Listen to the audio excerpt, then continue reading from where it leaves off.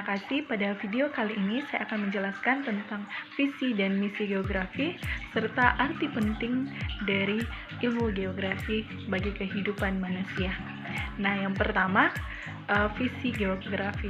Adapun pengertian dari visi adalah kemampuan untuk melihat pada inti persoalan, pandangan, wawasan menurut apa yang tampak di khayal, serta penglihatan dan pengamatan. Geografi termasuk dalam kajian ilmu pengetahuan sosial yang pada dasarnya memiliki 3 visi, yakni filosofis, akademik, dan pedagogik. Nah, visi filosofis bertumpu pada Pancasila, beserta penjabarannya yang sudah disepakati sebagai pandangan hidup bangsa Indonesia. Yang kedua, visi akademis yang bertumpu pada ilmu-ilmu sosial dan humaniora yang dikembangkan dengan tuntutan dan perkembangan ilmu pengetahuan dan teknologi serta untuk kepentingan pembelajaran. Dan yang ketiga, visi pedagogis bertumpu pada peserta didik yakni mampu memahami, menganalisis, menyeleksi, dan merumuskan kerangka pengembangan materi atau dasar ilmu sosial dan humaniora untuk kemudian mengajarkan kepada subjek belajar di sekolah sesuai dengan tuntutan zaman.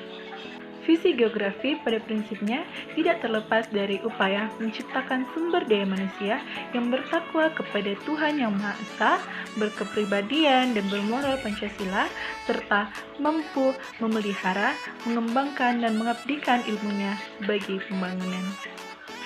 Yang kedua, misi. Misi adalah tugas yang dirasakan sebagai kewajiban untuk melakukan sesuatu.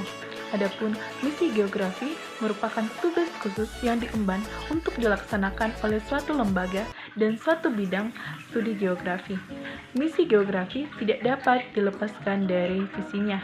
Atas dasar visi tersebut, bidang studi geografi memiliki misi untuk mendidik guru geografi yang menguasai ilmu geografi secara mendalam serta mampu mengajarkannya, serta mampu mengembangkan ilmu geografi dan aspek-aspek pembelajaran melalui berbagai studi dan penelitian serta dapat mengamalkan dalam kehidupan masyarakat. Adapun arti penting dari ilmu geografi bagi kehidupan manusia adalah geografi mengajarkan bagaimana memandang fenomena dari berbagai sisi atau berpandangan luas. Nah, seni menganalisa permasalahan dalam geografi mengajarkan kita untuk bisa memandang sesuatu fenomena dari berbagai sisi.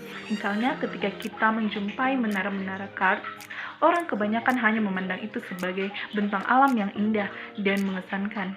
Akan tetapi, setelah kita mempelajari geografi, dalam benak kita terpikirkan sudut pandang yang berbeda dalam melihat bentang alam tersebut, seperti gambaran bagaimana struktur batuannya, bagaimana proses waktunya sehingga bisa terbentuk seperti itu, dan lain sebagainya, yang membuat kita ada rasa ingin mengulik lebih dalam mengenai fenomena tersebut. Hal ini sangat berguna dalam kehidupan. Dengan biasa mencermati setiap fenomena yang ada, kita juga bisa belajar mencermati permasalahan yang kita temui di kehidupan ini. Yang kedua, geografi mengajarkan pola pikir yang terencana dan sistematis. Pada pembelajaran geografi terdapat ilmu mengenai perencanaan dan antisipasi terhadap kondisi tertentu.